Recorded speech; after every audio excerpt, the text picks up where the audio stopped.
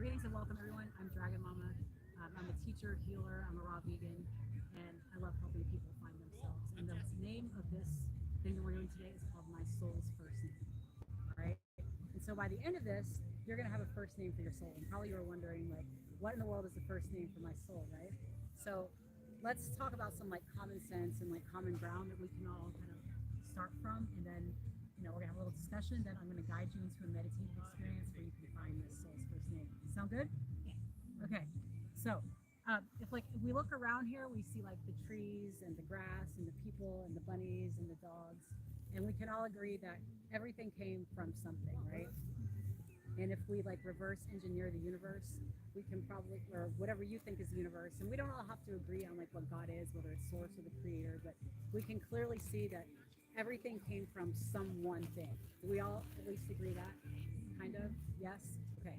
So whatever you call it, that's completely your business. And so the premise here is that just like I carry the characteristics of like my dad. Like people can say, oh, like she has her dad's nose or her dad's eyes.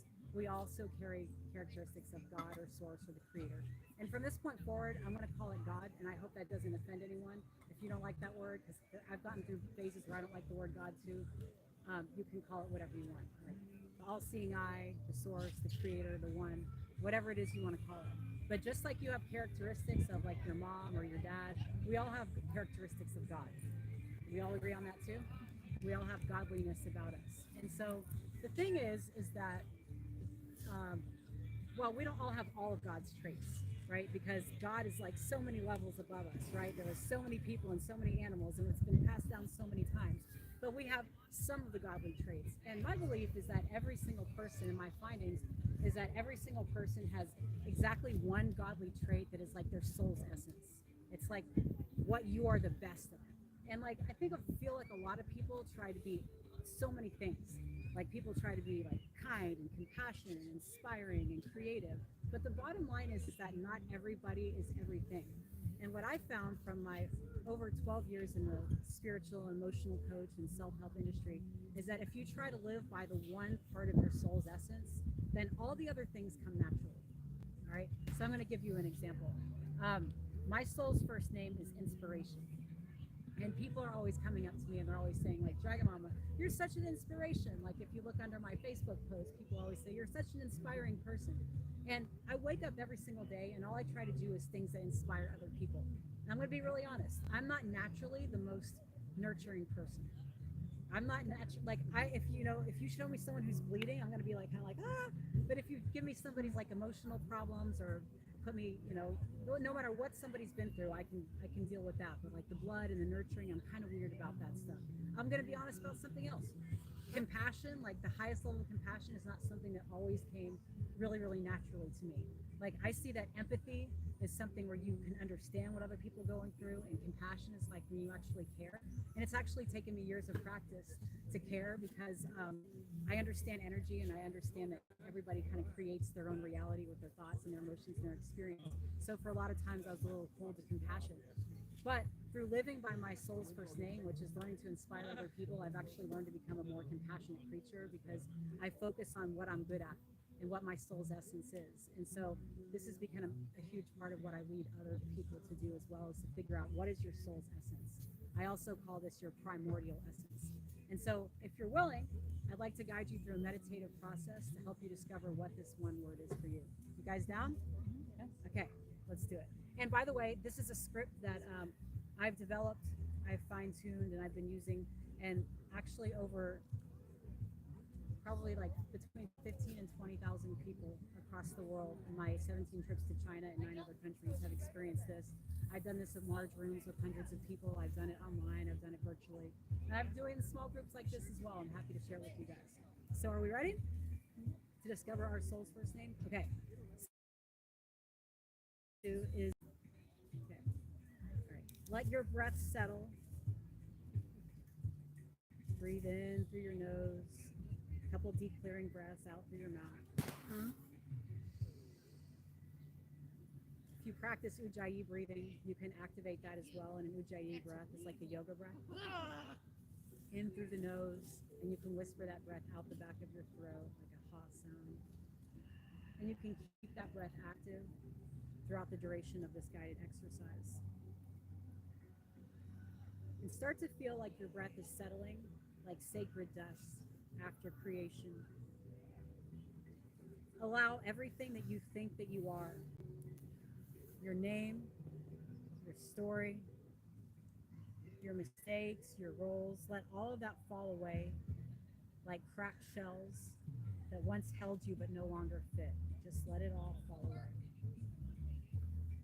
Begin your journey inward, not outward, not upward, inward. Through your heart, your gut, your bones, your breath, past all of the layers of identity until you reach the space where your original light lives. You're returning now to the core consciousness of the multiverse, the sacred place where everything began, where Mother Earth and God are one,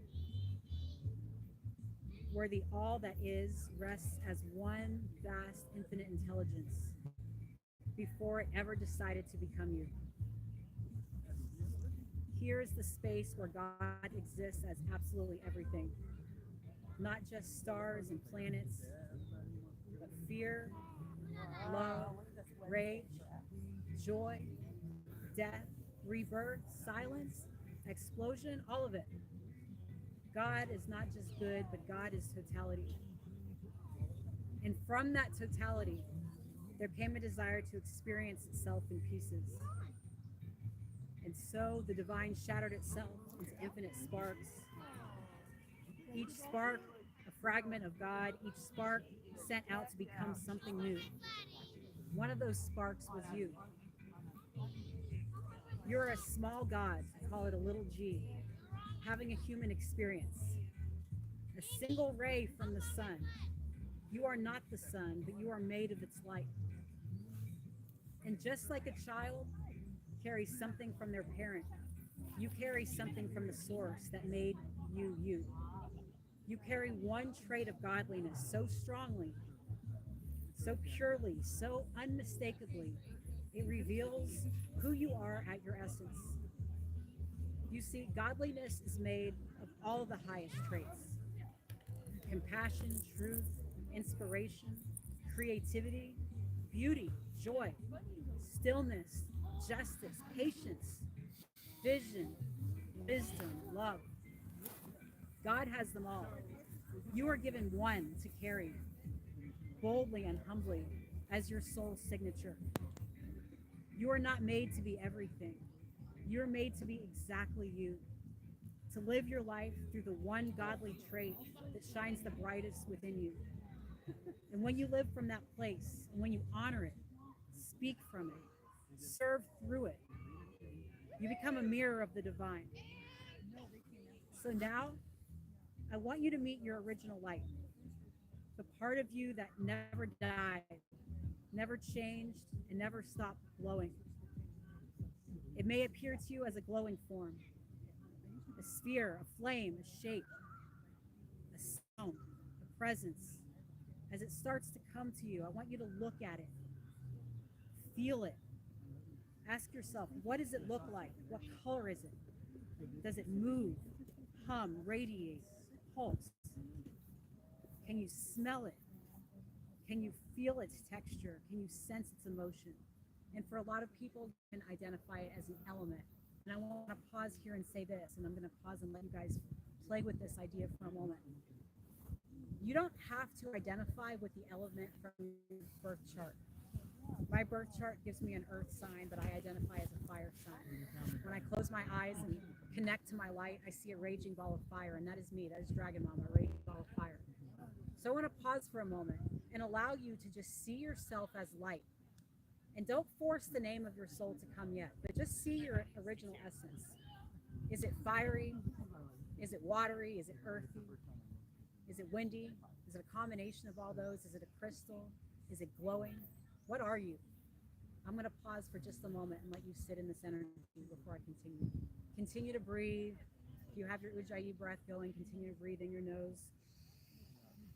Let the air pass through the back of your throat. This is an energy cultivating breath. Lets all the ideas cultivate inside of you. Now I'm going to shut up for just a moment and let you be.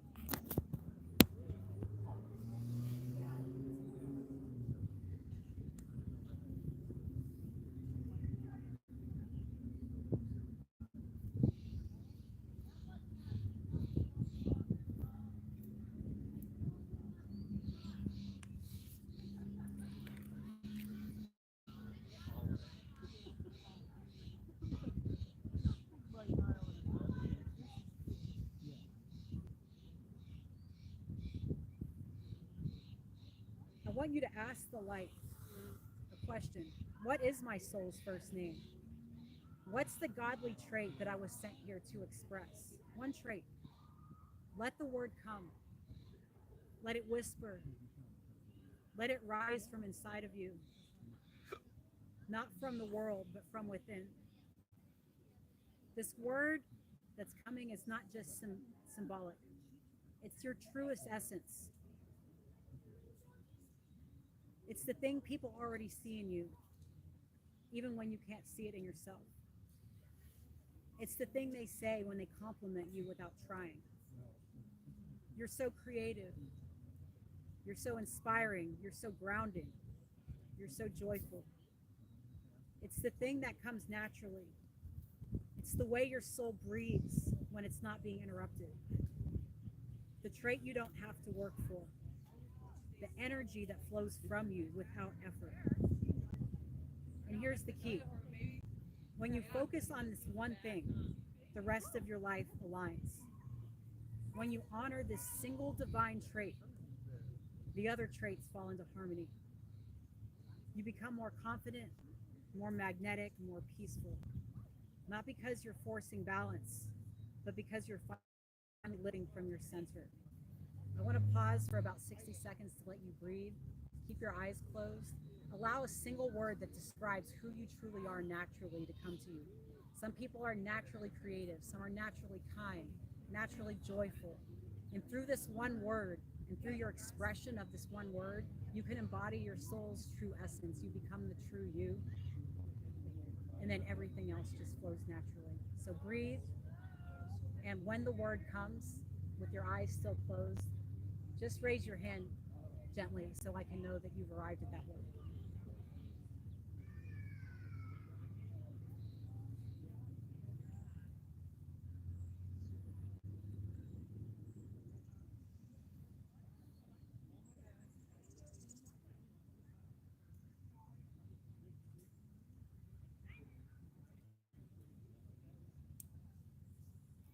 If you raise your hand,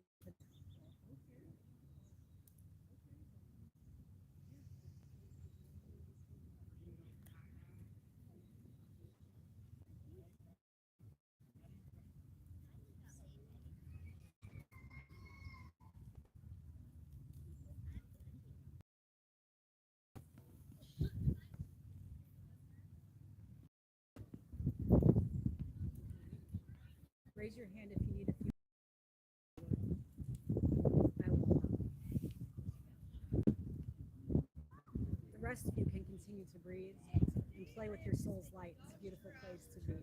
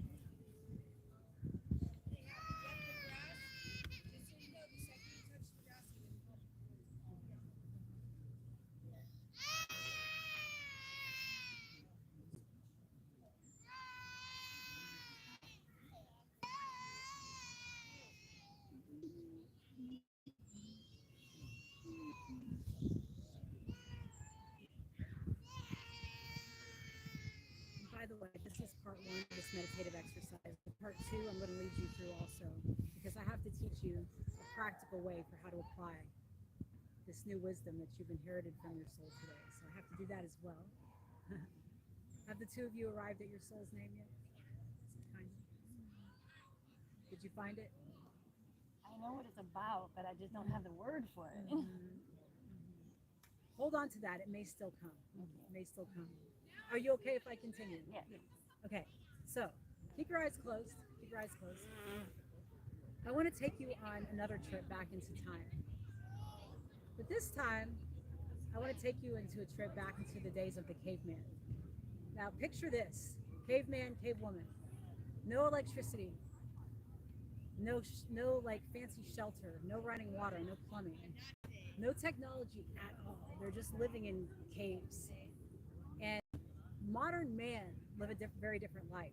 They never knew if a saber-toothed tiger or a lion or something like this is going to come into the cave and steal their little babies. That's how humans used to live before modern technology, right? And start a big fight and eat them alive. Okay? And this was the birth in humankind of what's known as the reptilian brain. And the reason most of us have become separated from our soul first name and why we don't remember it is because we're so stuck in the reptilian brain. And the reptilian brain will always make you either want to fight, flight, freeze, or fawn. All right. And one thing you have to freeze or fawn, all four of these are responses of your reptilian. These are our primitive survival instincts. Fighting is getting mad and right? Flighting is running away. Freezing is literally like it is freezing and not being able to do anything, just paralyzed. And fawning is people pleasing. All of these reactions to stressful situations are all come from the same place of your primitive survival instincts. So here's the way the survival mind works. Primitive man is in the cave. Saber-toothed tiger comes in, right? He sees, primitive man sees that his life is in danger. So he's like, time to fight, right?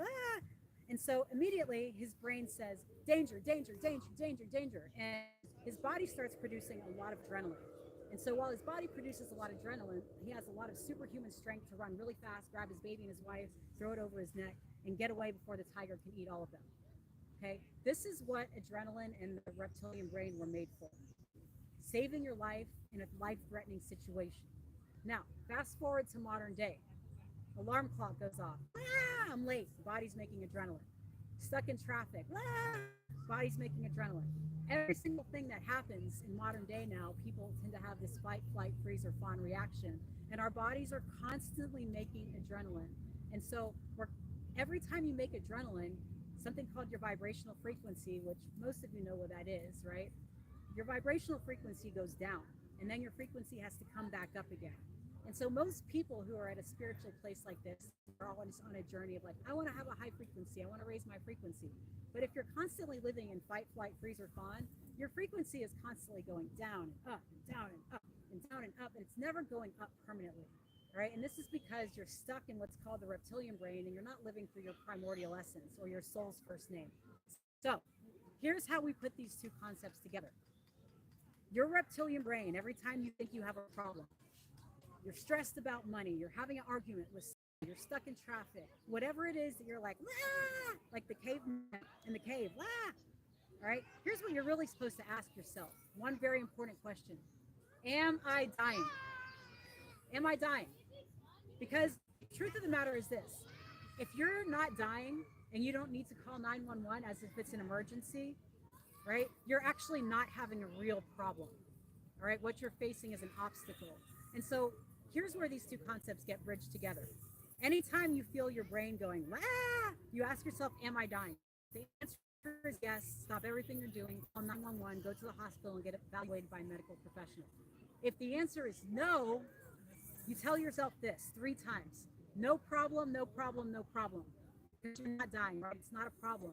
And then you insert one phrase in there.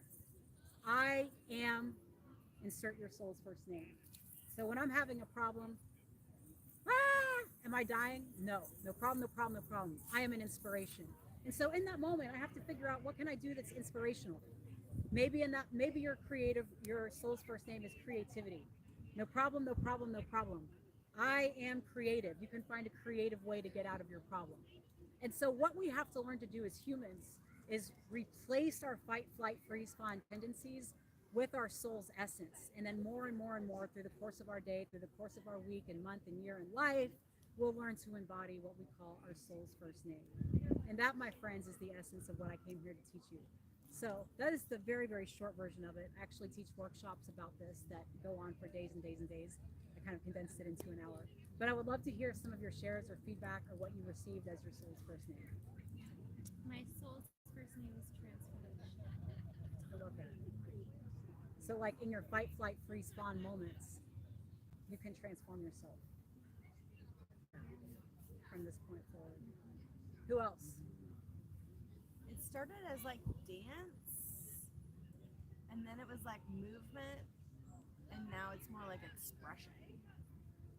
I like expression. Expression just was like, yeah, it's like whatever that means, whether it's movement related or not, like expressing. So instead of fight, flight, freeze, fawn, Who I am is expressed, yeah, expressive or expression. expressive. I love that.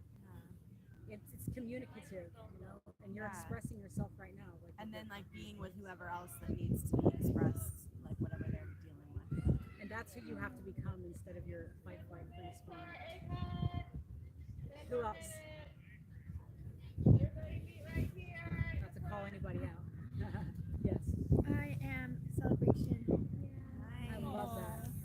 I absolutely love that. It's my ode to the awe of the wonders of the universe and giving me gratitude. I see that in you too. Yeah.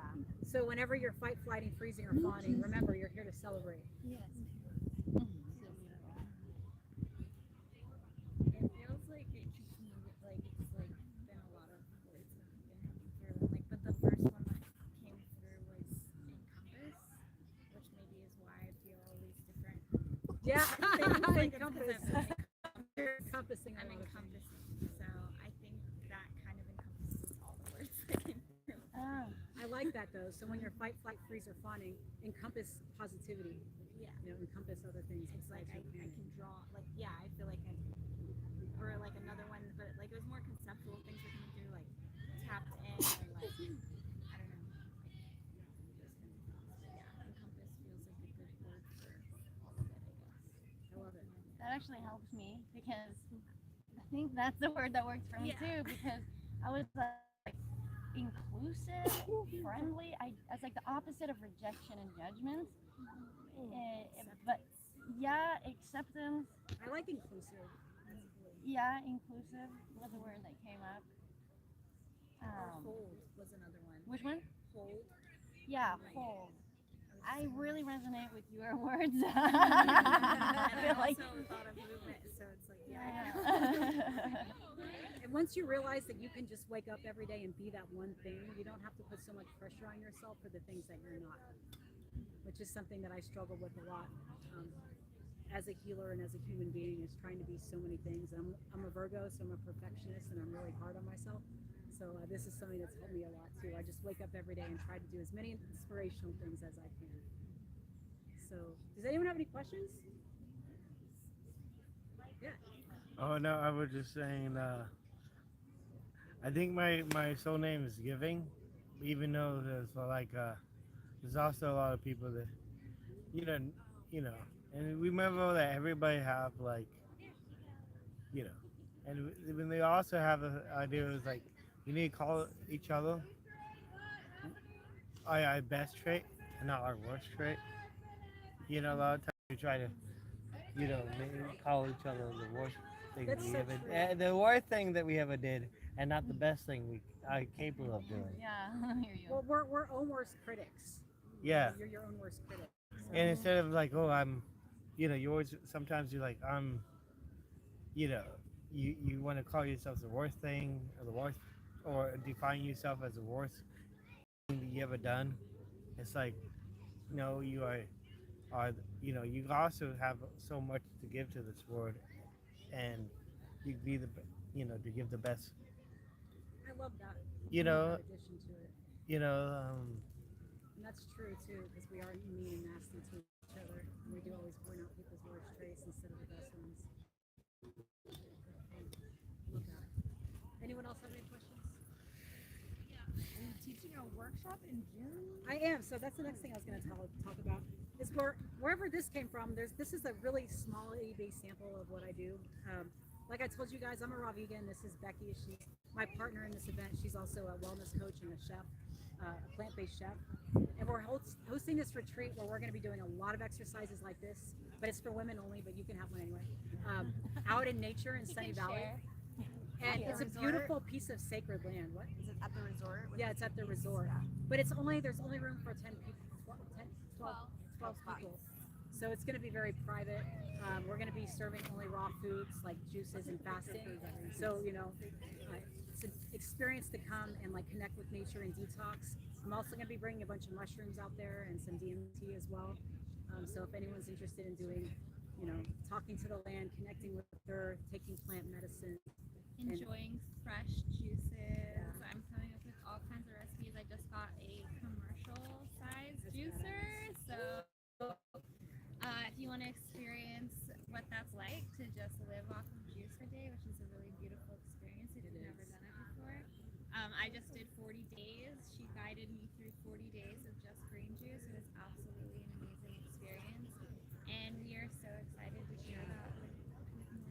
This doesn't say when or how long or. Uh, I mean, so the if you QR code has more. Yeah, and then I have a flyer back at the booth that has more information. So yeah, if you scan that QR code, all those questions are going to be answered, every single one of them, in very great detail. And I want to say this about raw veganism for anyone who's interested in learning about that. I became a raw vegan because I was backed into a corner by my health. I had PCOS, endometriosis, early onset menopause, night sweats. The doctor was ready to just cut my uterus out of my body, and I was like, I will not give up my uterus. And so I became a raw vegan, and in 6 months I was completely healed. So then that's a huge part of the message I'm sharing is healing through whole foods and raw foods. It's the most beautifulest thing I've ever done. So that's why in our retreat space we're going to be having juices, raw foods, and it's a beautiful thing to like just put down that even if you're not going to do the raw vegan thing forever, to just take a few days, like put out the meat and the processed foods and the sugar and the dairy, just let your electric body rebirth itself into connecting with nature. Because like when you don't eat all that heavy stuff, you start to feel the electricity flowing through your body. Like I feel it all the time now because I haven't had those heavy things in over 2 years now. But just the electricity that flows through your body when you allow yourself to do that, it's literally like the best high ever. It is. It is. Going through 40 days, like I got to the point where I was like, I was not even smoking weed, and I smoke weed all the time because I was like, I feel high on life all the time. I feel good all the time. This is amazing, and that's why I'm so excited to share that with other people. So that is all for today. I thank you and I honor each of you. Thank you for coming and just doing this with me and experiencing it. I hope you guys got something beneficial out of it and that you, all of you live by your soul's first name. Thanks, Thank Dragon you, Mama. Mama. Thank you. I want to come I up do have a booth over there. Bought oranges and bananas, maybe a couple apples. I think I want to Yeah. All right. Well, please. So, thank you guys for coming. Please share this live stream out with your friends. And like and subscribe. And you have anything else you want to say? Anybody? All right. I'm Eric, the Dream Giver. Thank you for coming. I couldn't find it. It's still not loading for me. I can see you.